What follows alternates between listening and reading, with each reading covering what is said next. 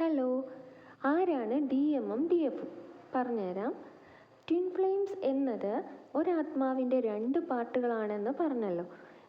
ഇതിൽ ഒരു part feminine energy ആയിരിക്കും, മറ്റേത് മസ്കുലിൻ എനർജി ആയിരിക്കും. ഈ ഫെമിനിൻ എനർജി പാർട്ടായ ആ ഒരു ശരീരമാണ് ഡിവൈൻ ഫെമിനിൻ, ഷോർട്ടായിട്ട് നമ്മൾ DF എന്ന് പറയും. അതുപോലെ മസ്കുലിൻ എനർജി പാർട്ടായ ശരീരമാണ് ഡിവൈൻ മസ്കുലിൻ, DM.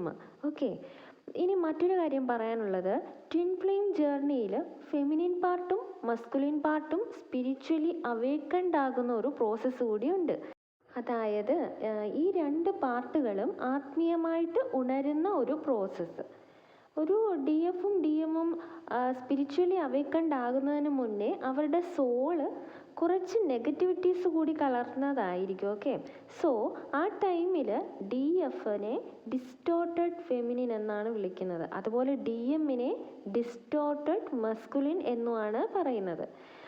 രണ്ടുപേരും സ്പിരിച്വലി അവേക്കൻഡ് ആയ ശേഷം അവരുടെ സോള് നെഗറ്റിവിറ്റി എല്ലാം മാറി ഫുൾ പോസിറ്റീവായിട്ട് മാറുന്നു. ഫുൾ പോസിറ്റിവിറ്റി അല്ലേ നമ്മുടെ ഡിവൈൻ എനർജിയുടെ ഒരു പ്രത്യേകത എന്ന് പറയുന്നത്.